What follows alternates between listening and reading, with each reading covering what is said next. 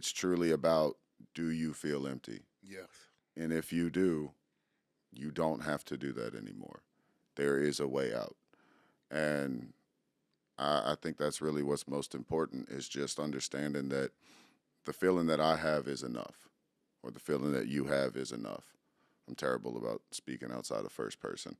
I it's, just it's okay. I frame everything from my own point of view. That's perfect. That's yeah. But I'd say that's the biggest thing, is just knowing that, like, if I feel that life's not going well, that, like, I'm overwhelmed, I know this can't be it, then that's all you need to know. And that's all I needed to know, is that I can't do this anymore. And then everybody else will take it the rest of the way. I just got to stop trying to figure it out on my own. Built by the rested, you can't tell me nothing. Built by adversity, led by courage. Everybody doubted me, now everybody proud of me. I swear to God, I'm gonna be everything I wanna be. What's up, my people? What's up, my babies? What's up, my loves? It's your boy, Ronnie Leduff, back in the building with another episode of Built by the Red Stick. And this episode is brought to you by Rayville Recovery Treatment Center. Rayville is about an 80-plus bed facility in North Louisiana, just about 3 hours north of Baton Rouge. It's the #1 co-occurrence residential treatment facility in the state of Louisiana. If you're struggling with mental health, if you're struggling with alcohol or drug abuse, give my people at Rayville Recovery a call. The number is 318-728-5488, and tell them I sent you. And I know you probably like, well, I want to get help, but that's 3 hours away. Don't trip. They got you. They will come pick you up. They will transport you all over from the state of Louisiana. I'm talking all four corners, even the central. They coming to get you. Admission is 24 hours a day, 7 days a week. All you got to do is call that number, 318-728-5488. And then you probably like, well, I want to get some help, but I don't have insurance. Don't trip. They got you. They even take uninsured people for help. No man or woman left behind. Call my beautiful people at Rayville Recovery today. Again, that number is 318-728-5488. Rayville Recovery. Recovery redefined. The journey starts with you. All right. Now, I know y'all see this guy I got next to me. Y'all probably like, who is this dude? Well, I'm going to tell y'all, this guy is very near and dear and special to my heart. And I ain't going to get emotional introducing him, because he hate emotions. He don't do all that mushy stuff. This guy took me in when I was 3 days sober, was willing to work with me hand in hand, taught me how to love myself again, encouraged and threatened me to pray daily to help me with my addiction. This guy has been a part of every single detail in my life from April 13th, 2019, all the way up until today at the time that we're recording this. It is an honor. It is a privilege. And I mean, it is just a downright blessing to not only have this man in my life, but have him on side of me for this episode of Built by the Red Stick. So I want all my beautiful subscribers and listeners to give Mr. Sam Hatchet a Built by the Red Stick round of applause. Mr. Sam, welcome, welcome. How do we get here, Sam? We here. It's been quite a journey. It has. And before you get into how bad I suck and all the times that you had to chastise me and punish me for being that, man, kind of, we just go right into it. Kind of like let the people know, who is Sam Hatchet, like, upbringing, your origin, and kind of like what you do. Well, I mean, I guess it's I'm an addiction counselor, so I've been able to make my journey an opportunity to really help a lot of people. I am 32 years old, born in Opelousas. Lord. Moved around a little bit. Dad was in the Air Force. Spent a few years in South Carolina. When he got out, we went to Maryland, lived up there for 8 years. And I guess loosely, like, that's kind of where, like, things in life started happening. I lived in Maryland, right outside of D.C. They had the D.C. sniper when I was Every in time. third, fourth grade. Man. They had 9/11. Man, they had then one of my good friends when I was in the sixth grade, seventh grade, was killed by a drunk driver, Wow. and man, it really had me start questioning my faith. I grew up knowing God, not really active in the church, but uh, on and off. And it really started having me question things. And then in 2005, summer, my family picked up. We moved back to Louisiana, moved to the North Shore. And within a month and a half of being back in Louisiana, Hurricane Katrina hit. Following year, I lost a baby cousin, 18 months old. It was in the hospital. Um, Man, and yeah, at that point, that's when I didn't know if I didn't believe in God, but I certainly didn't like God. Yeah. And from there, that's kind of when I got introduced to drugs and alcohol. And I didn't really have some crazy feeling of like a rush or anything. It was more just for a few hours, I didn't have to think about anything. Yeah. And that became what I wanted. Um, and that just progressed on until I was 22, in 2015. I caused a bad car accident, 4 cars, almost put my car in the lake, Lake Pontchartrain. And I realized I probably needed to get some help. I mean, mainly to avoid any legal trouble. Yeah, Uh, right. I wasn't necessarily ready to stop anything, but I certainly thought it looked good. Yeah. Man, and I got blessed. Like, I'm an only child. My mother sacrificed a lot, and she, when she got me in treatment, she did everything in her power to keep me there. My family combined, grandparents and everything, like put out a lot of resources to get me to a long-term program, and I didn't get it right away. I was in treatment centers for consistently for 6 months before I kind of had an eye-opening moment. Mom set some boundaries, told me if I want to be a part of the family, then this is my opportunity. And man, the rest is I've been sober since August 9th, 2015. That's a long time. And yeah, it's been quite a journey. So to get here, I mean, I went through a long-term program. I got out of it when I was 10 months sober. And within a month from there, I started working there as a tech. Um, After I made about 2 years, I think close to 2.5 years sober, I was able to get my counselor in training status credential, AKA CIT. and then from there, I just worked in treatment and learned from some professionals.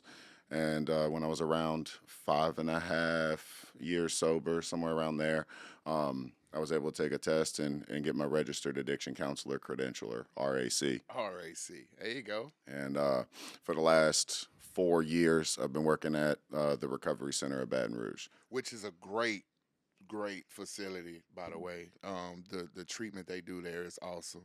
Little plug for Recovery Center. Shout out Rudy, man. Rudy helped me with a very personal situation of mine that we just recently went through. So we it's certain. I know you so much in certain ways. I want to ask you stuff without telling your story, right? And so you spoke about the not knowing if you believed in God, but you surely didn't like him. Right. You know what I mean? So like, what was your mind space then? Like, did you feel lost? Did you feel like, because you probably didn't know nothing about mental health then, right? You just knew you was angry and full of rage, and Yes. just you did you want to quiet it, or like, you know what I mean? Like, what was your headspace like then? Man, it was tough. Like, there was a level of being comfortable with the anger, Yeah, with the hate.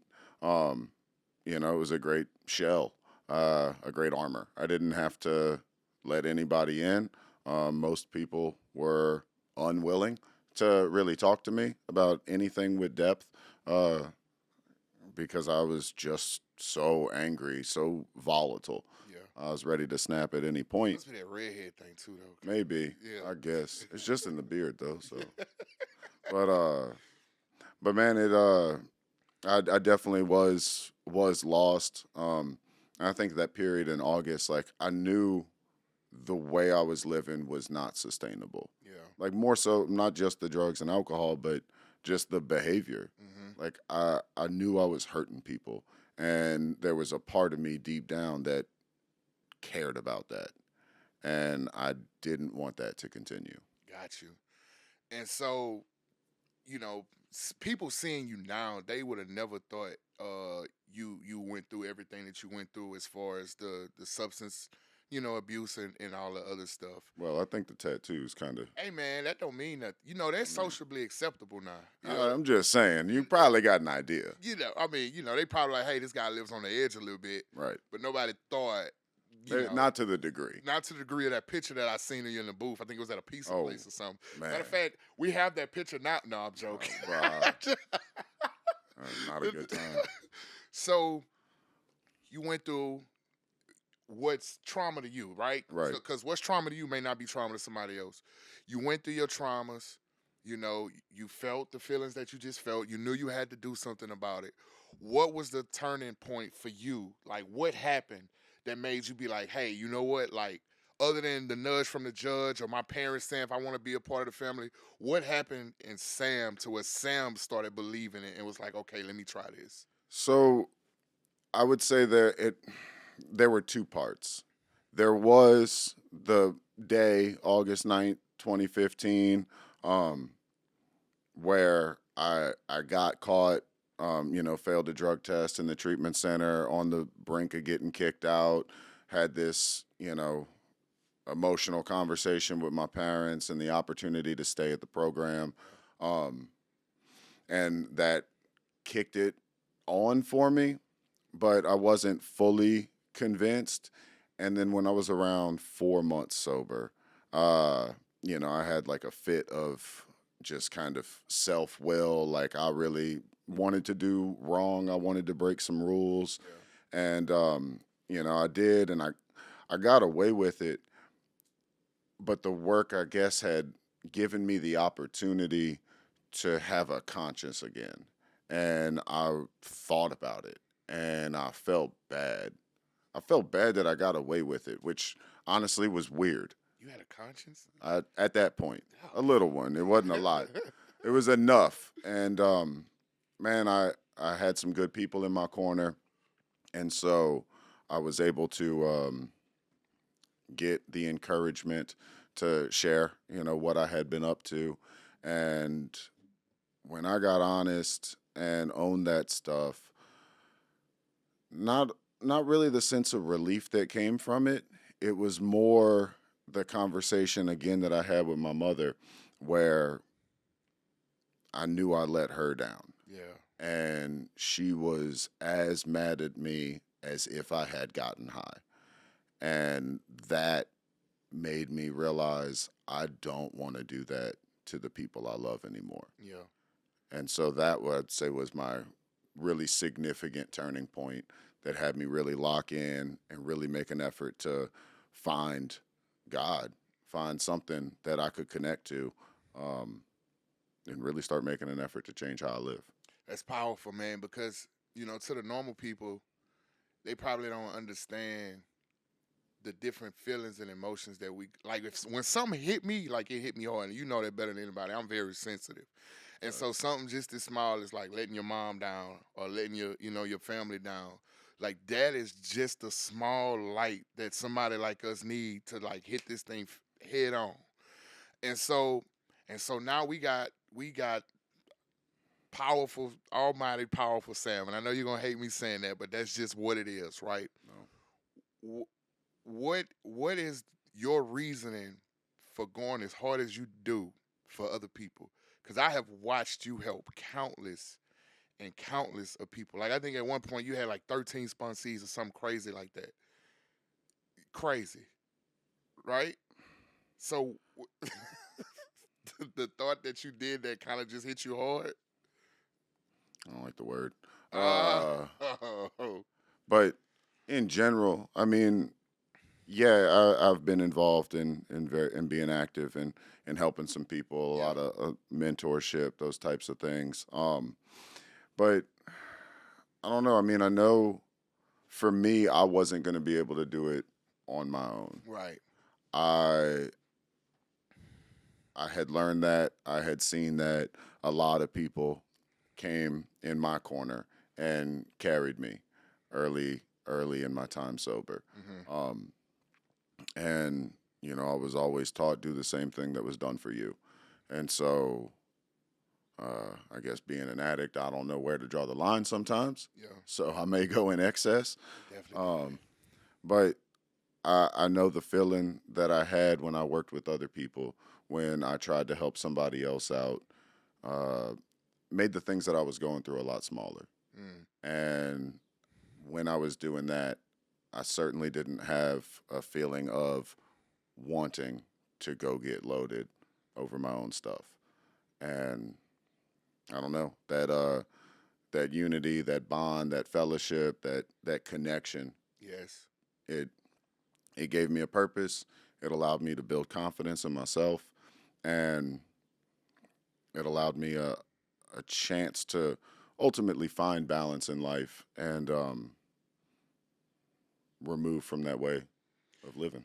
That's cool. You actually answered the next thing I was going to ask you was your why.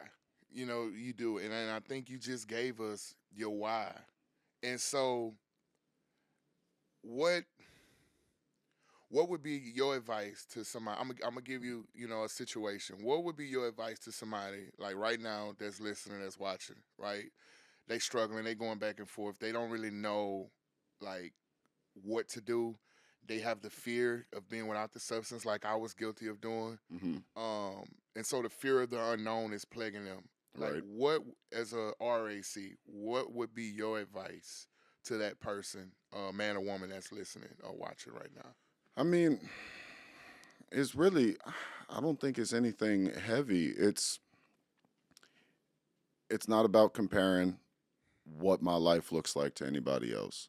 It's not about if somebody has it worse than me, if I haven't done certain things that would declare I need help.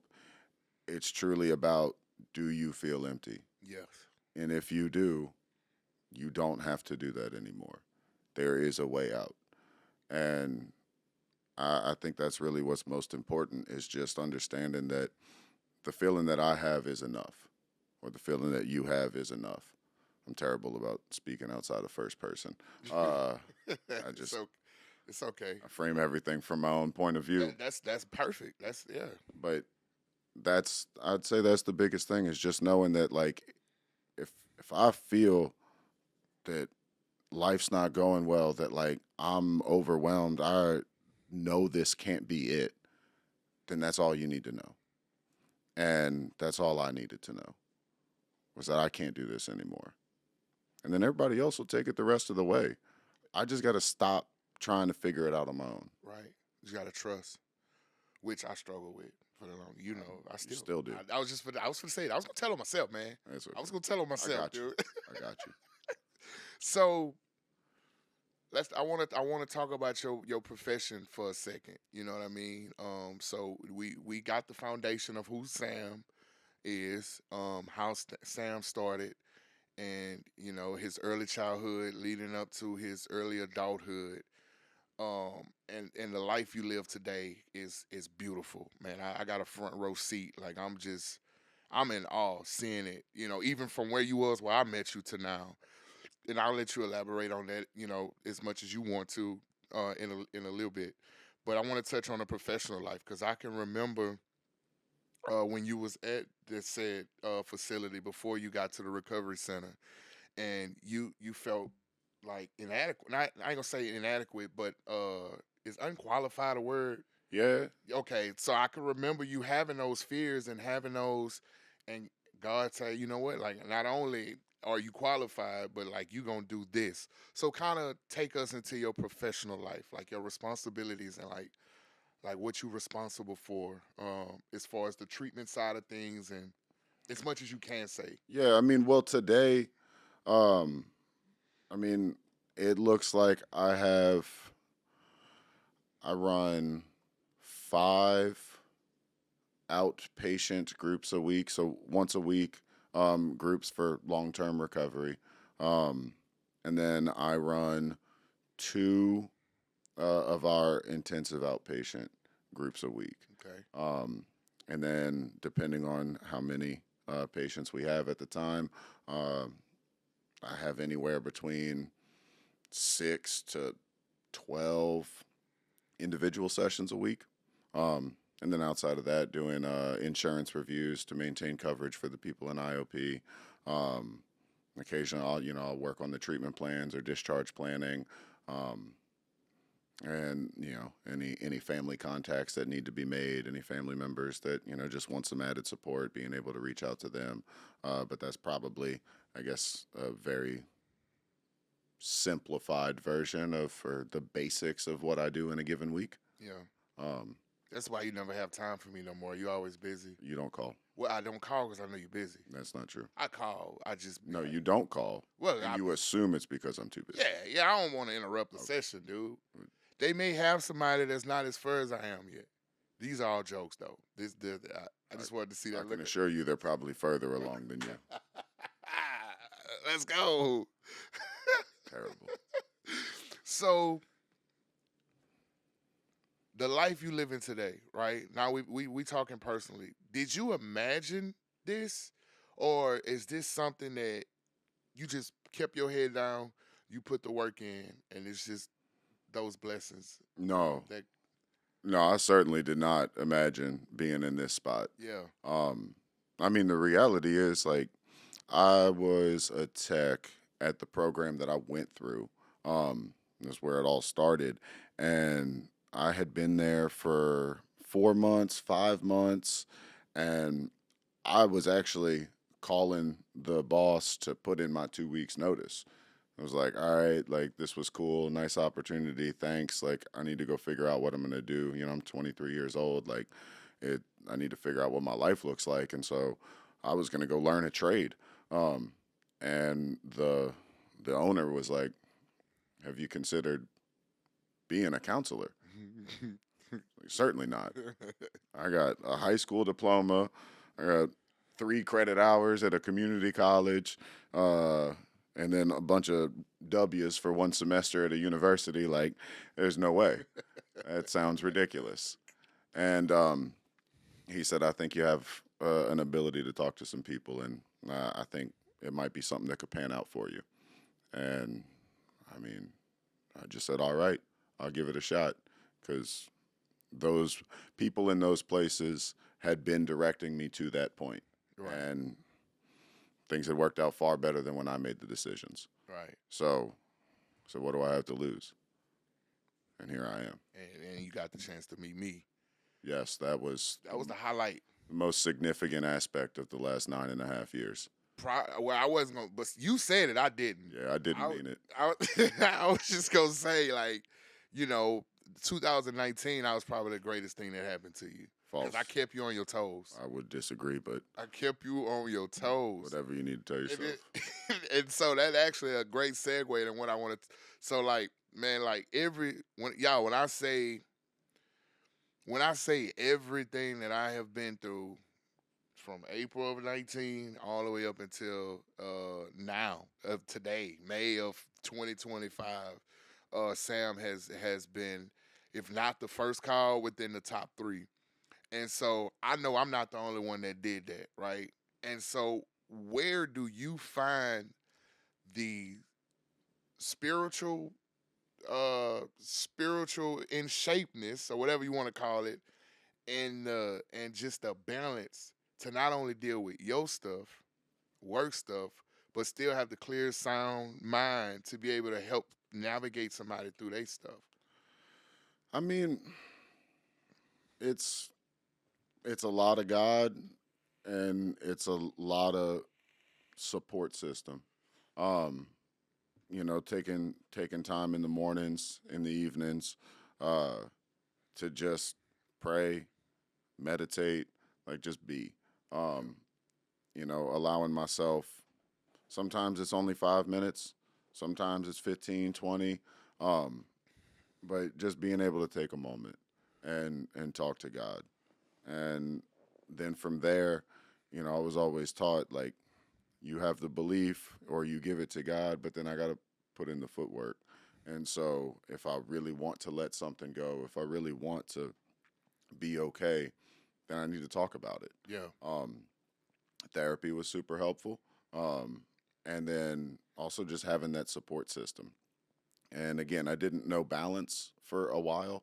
I dove a lot into um, trying to be of help to other people, which was a great outlet. It did allow me plenty of time to, I want to say neglect what I was going through, but not give it a lot of attention Right. in the sense of like that kind of obsessive thinking.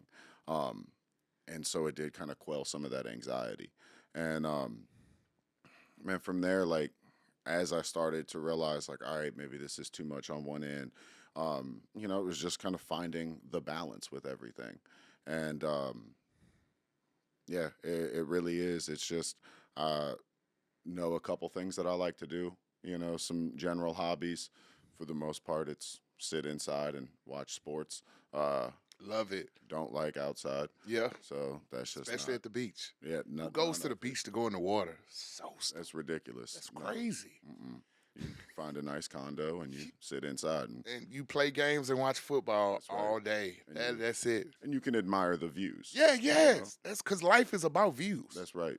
It's all Drake said it the best. I mean, that's what the podcast's about, right? Yeah, built Views. views.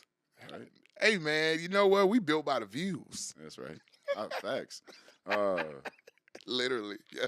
but but nah, man, it's really it's a lot of God and it's a lot of the people around me and it's very little me. Yeah. Like I don't do anything Right. from my own thoughts. That's the stuff that gets me in trouble. So it's really just give it to God, and then from there, give it to some other people, and let those who have gone through the same things share their experience and how they work through it, Yeah. and then being able to pass that on to the next person. Man, I think your ability to listen, which is a God given gift, by the way. People think you just everybody being a Hardy. I see what you did there. That was funny. Your ability to listen, be present, and be available, like those three things, like that plays a major part for people like me, right? And I think that's one of the things that kept me coming back, until I got too busy and I try to get in when I fit in. But in the beginning, like that's what kept me coming back was you show up, you keep your word, you listen, and you give some great God led advice, right? Um, so those are things you do for other people, right? What are some of the things that, and again, I always want my people to learn, and somewhere out there, I know it's somebody struggling with this maybe. What are some preventative measures that somebody with a little time, you know what I mean? Like they got the 18 to 24 months, the life start that emotional sobriety, what we call Right. it. It's starting to creep up on them. What are some of the preventative measures they can take to keep from falling back to those old behaviors and habits? Yeah, I mean, I think ultimately a lot of what I was saying, like that's where like balance, like that is the hardest thing for. I struggle with it right now, still. no. At 6 years. I'm well aware. Uh, I'm talking to you, not really anybody else. It really is balance. Like it's knowing like what does my week look like, Yeah, right? There's 168 hours in a 7-day week, I did not know that. I think. I always thought it was like 180. Yeah, 168. I, And shit, I'm stupid. anyway, it's being able to like, all right, like proportion my time. What time goes to work, what time goes to family, what time goes to being able to help others, and what time goes to me. And it's an evolving process. Like I'm a person of extremes, so I had to go too far on one end, and I never really went too far on the end of not doing anything. But it's just been trying to figure out like how much until I can get to that middle piece. And Yeah, find the balance with work, and then from there find the balance with helping some other people, and really being able to clear out like, all right, what do I need from me? You know, is it an hour a day? Is it two? Um, and being able to set that intention. Or I need to clear out like, all right, this chunk of the day on the weekend, like I need to dedicate to my family and myself, Right. right? Whether, those that like the outdoor type of hobbies, go play golf or working out or whatever it may be. And like you take care of that, and please don't ever do that again. Oh my bad. I was caught in the Like moment. not bro. just today, like ever in Never. the history of this pod. I was Never. caught in the I moment. don't care. You had me at, I That was. was disgusting. Don't do that. But anyway, it truly is. It's finding balance. Yeah.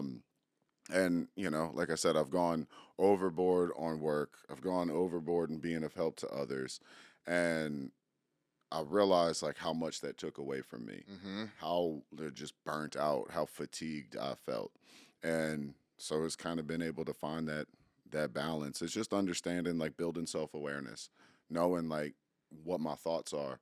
When I start kind of putting myself down, when I start kind of speaking in extremes, like nothing ever goes my way. Why does this always happen to me? When I start talking like that, I'm not doing well. Yeah. I'm setting myself up to do something reckless. Mm-hmm. And, when I can start catching that, sometimes it's as simple as, man, I just need to take a deep breath. Yeah. Give me 3 deep breaths. Let me pause for a moment, and I can be okay. And then from there, all right, if I'm feeling that way, I need to let that out. Let me give it to God. Let me give it to somebody else. And most things tend to work out at that point. I just need to get out the way. Hell yeah. That sounds so easily. It is. Dude, I only think I took 3 deep breaths since I've been woke this morning. Yeah, that's the problem. I know I need.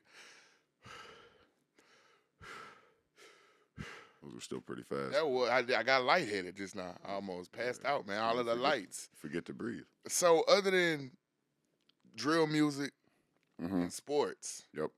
what is the selfish things that Sam like to do for himself? That's about it. I mean, in all honesty, that's about it. Yeah. Give me 15 minutes in the car to listen to some King Vaughn. Yeah. R.I.P. Oh, Man, I miss him. what's the other dude you had put me on? The dude from North Carolina. Who? We was listening to it right before we went to North Florida. You found it right before North Florida one year, and he had just dropped the album. I don't know. I don't know about North Carolina. There's Sleazy World Go. He's got some bangers. Man, what was that dude's name? I think it was like number 7 or something like that. I don't know. There was some wild stuff. Jada Youngin, R.I.P. R.I.P. J. Young, Bogalusa's finest. Man. Bogalusa finest. Yeah. And then still love Kevin Gates. Oh, also recently found some Belly Gang Cushington. Yeah. You've been sending me that. You've been sending me that. I've been listening. So I seen him on TikTok before. Right? Before you started sending it to me. Yeah. I rock with Belly. Yeah. Shout out Belly, man. Yeah. Shout out Belly. No, that's tough. So But that's really it, man. that's it. Like, Just drill music and sports. Man, you give That's me simple. you give me a 15-minute car ride, listen to a couple songs, get out some of that negative energy in the music, and then from there, like I get home in the evening and let me throw on a game. Summertime's the worst, like once the finals end. We dead right now. I mean, we got we got- basketball. we Yeah, we got got the basketball playoffs. right now. But after June, we dead. I can't really lock into baseball like that. But for the most part, like let me get home and watch a game, and I'm calm. Like it really, I don't need too much. Sometimes it's just as simple as being able to sit down and not have to think. That's why I don't call it much. I Because I know you be transitioning from a hard day and you want to just sit down and calm and do nothing for a second. At this point, I've known you long enough. I really don't have to think to tell you whatever it is that you're going through. It requires virtually no effort. I be like, man, I gotta worry about my guy, bro, because he worry about us so much. It's time for us to start thinking about you for a change. It's absurd. That's nice to truth. I'm calm. I'm good. Speaking of calm, let's talk about the real trauma in your life. Like how hard has it been being a Saints fan for the entire That's really why I brought you here.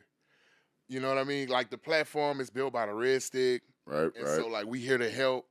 We want Uh-huh. to invoke love, peace, healing, and change, Right. and it starts with being a Saints fan. So Mm. that's how's that been working out for you? I mean, 2010 was cool. 2010 was great. You know, 2010 was great. it was nice. It was good. It was great for the city. Yeah. You know what I mean? Like I'm a diehard 49ers fan. Everybody know that. But like I'm not a Saints hater or LSU hater, but I'm just a 49ers fan and a Florida State fan. Those Right. are my college teams. But as a fan of the game, and of course being, from Louisiana, Right. that was a great year. Yep. What was you doing in 2010? Let's see. I think that was my junior year of high Dang, you school. young, bro. Yep. God. So I was doing a lot of drugs and getting kicked out of a lot of classes. But I did go to the Super Bowl. That was cool. Yeah. My father took me to the game.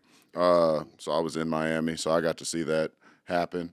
So it really helps, how bad they suck right now. It's okay though. And how Tyler Shark, y'all savior. that no, I thought Probably y'all not. draft- I mean, I could be wrong, but I don't know either. But y'all obviously think that y'all drafted him. who is no? Somebody thought that. Somebody. One person, I believe. One person thought that, but Yeah. it is what it is. But yeah, I mean, I just ride on the fact that I got to see them win a Super Bowl in person, so that's all. I'm good. The only other person I know if is the same or bigger Saints fan than you is my cousin Trent. Shout out my cousin Trent. He has been dedicated. Oh, I met him. Back in you met Trent. Yeah. Good people. Y'all was in the wedding together, That's and, right, and and then at my events that I used to have at the house, so he was back in the bag days too. Like he's a little older than me, so he's been faithful. Shout out you Trent for staying true to your Saints fans. We love you, cuzzo. I know he watching this right now.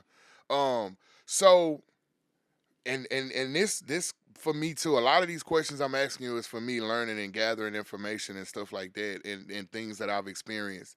And so what's the relationship with your parents? Of course, what you willing to share. What was it like then? What was it like in the middle? What was it like now? And then what would you contribute to all those beautiful changes and growth in that relationship? I mean, so the then aspect, very tumultuous, rocky. Wait a minute. You can't come on this podcast and use words like that. I'm just starting to read. What's tumultuous? That's why I said rocky right after. Rough, I got y'all. you That know, was really for y'all. All right. problematic, difficult. I knew that. I just knew Right. some people might have known. Right, I of did that cour's. for them. Sure, All right. sure. Go ahead. Anyway, it was difficult. It was strained. Like, I mean, I'm an only child, so I got all of their attention. That's a Good, gift, bad. a curse. Yeah, I'm about to say good, bad, and different. Yeah. So early childhood was great. My parents are still together. They, best the way I describe it is like they gave me everything I needed and most of what I wanted. Yeah. Like I was pretty spoiled. But I mean, for the most part, like they were present. They were supportive. Like mom always, tried to get me to talk about things. And then as my behavior grew, like their, I guess, panic, their anxiety, like set in. And yeah, we were very strained. A lot of arguments, a lot of tension. And then, yeah, I mean, that just kind of hit ahead. And like I said, the day I was willing to say I wanted to go get some help, my mom was ready. She had a phone number. She opened her phone, handed it to me like within seconds. Yeah. She had been praying for the day that opportunity came. And, like I said, that 6-month period in treatment, not doing well, they were very scared, nervous. And then getting sober, it was a very slow process. A lot of doubt, a lot of distrust, which I brought on myself. very reasonable. I had to get honest about a lot of uncomfortable things, the nature of some of my drug use, or what were the things that I had put them through, that type of stuff. They wanted answers to certain things. And, I think when I made a year sober, like my mom, she wasn't 100% convinced, are you really doing all this? Are you really making these efforts? 2 and 3 years sober, it like slowly started to evolve, where, she was like, all right, like I can sleep most nights, I can go a week without talking to you and I think you're all right, Yeah. Yeah. And then I'd say right around 4 to present, it's just been an evolving, like we're super close. Everything's great. We'll go get tattoos together. That is, but that's on my bucket list to get a tattoo on my face. Yeah, she don't have many, but yeah, like we not too long ago went and got tattoos together, and she's coming out at the end of the month, and That's like fire, bro. like we're very close.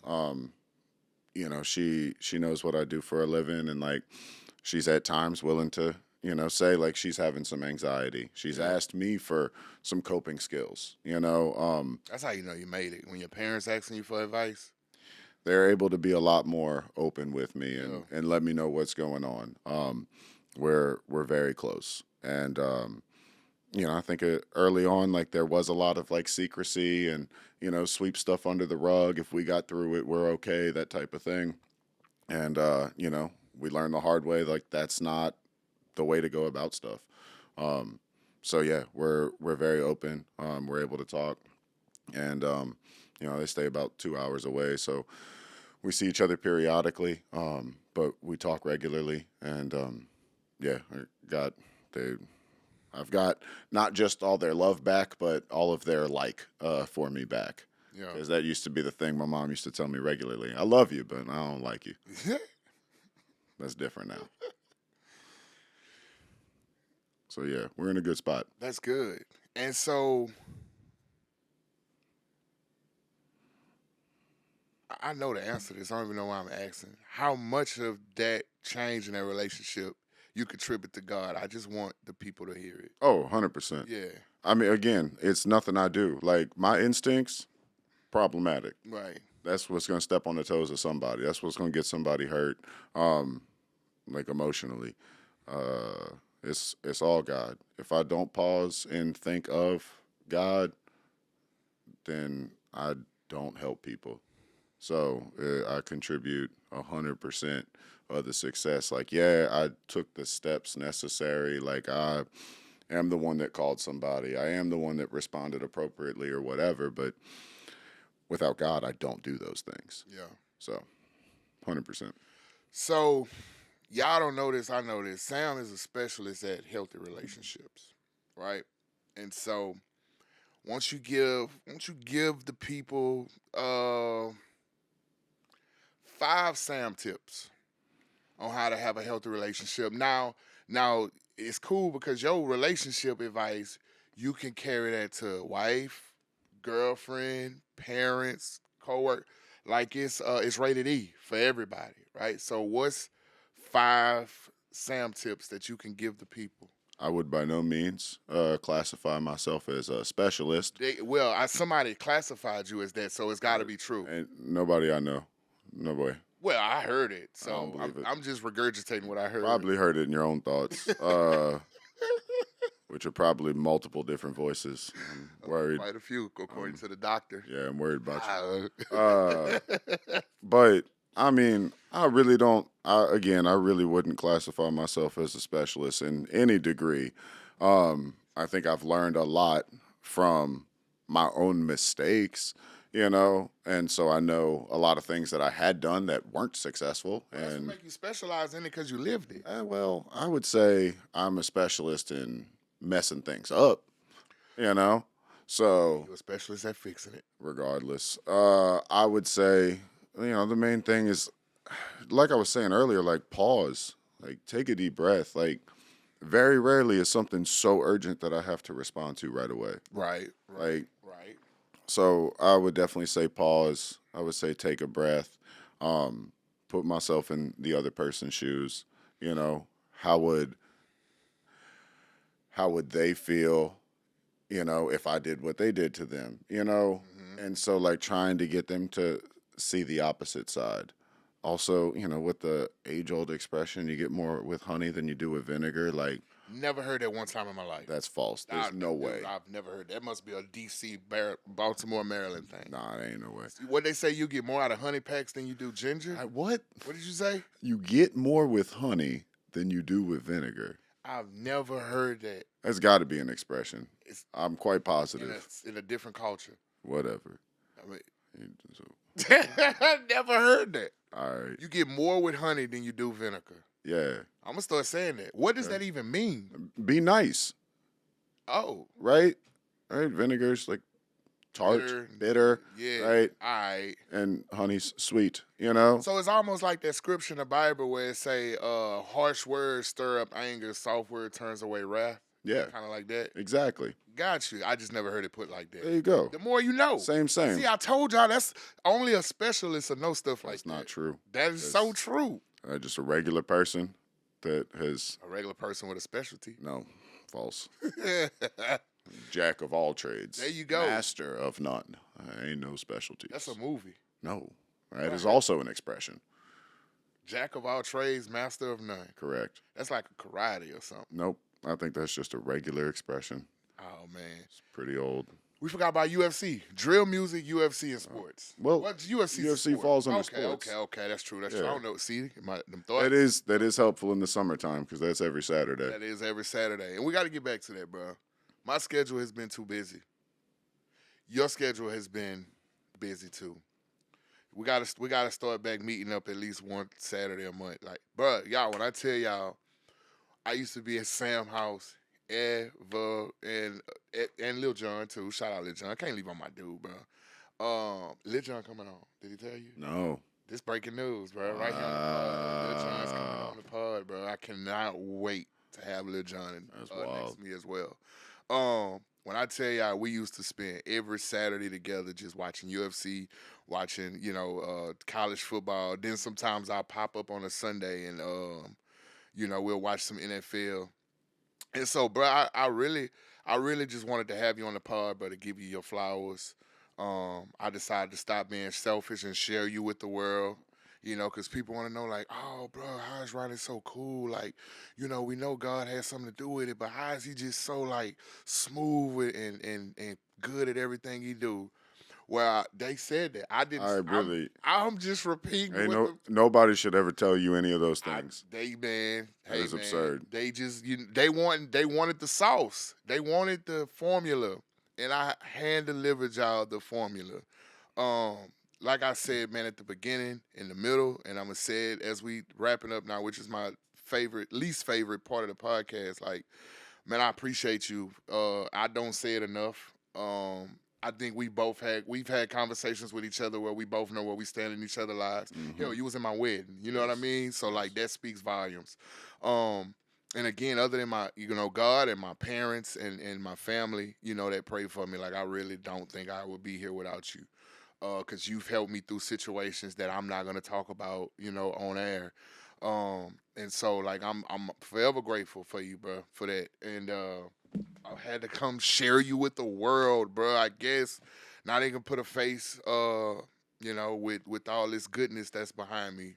So now every time people see you, they're gonna be like, "Oh, you, with Ronnie's success, Sam from the podcast." So y'all just take it easy on them when y'all see them. And so before we wrap it up, like, tell us a little bit about the Recovery Center. How, if somebody's interested in receiving treatment there, how they go about doing that and the services that y'all have to offer. I mean, most of our individual therapists are booked up. We are intensive outpatient, a night program. Like I said, our individual therapists, most are booked up. But we do have some individual therapy available, primarily intensive outpatient. We do have some outpatient groups or aftercare groups for substance abuse. And And get in touch with us. I mean, you can pull us up on the internet. It's the easiest name. It's Yep. the Recovery Center Ain't of missing. Baton Rouge. Ain't missing. We're only private insurance or commercial insurance, and treat a lot of professionals and like college age students Yeah. and those types of things. And y'all take cash pay too, right? Yes. Okay.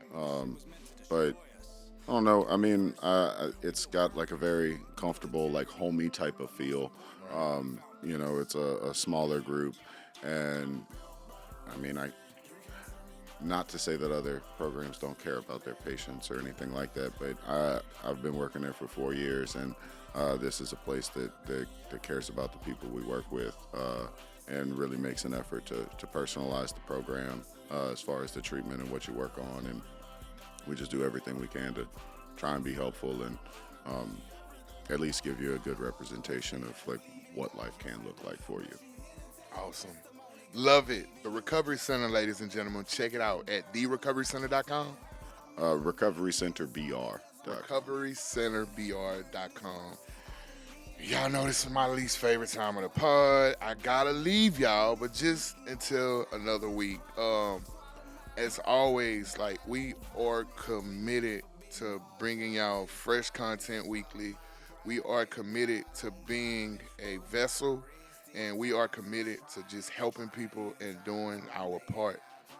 Again, if you're struggling with alcohol or drug abuse, you're having some mental health struggles, you don't know which way is up or down, and you just feel lost, you can DM me at Ronnie Leduff on Facebook, or you can DM the Built by the Red Stick Facebook page. We love y'all. Like, we are here to help y'all. That is my purpose, and that is my passion. But until then, ladies and gentlemen, we'll be back at the same time, at the same place, with the same producer. Built by the Red Stick, baby. Built by adversity, led by courage. I just asked you not to do that. I couldn't help it. It was a habit. You got your tickets? Get out.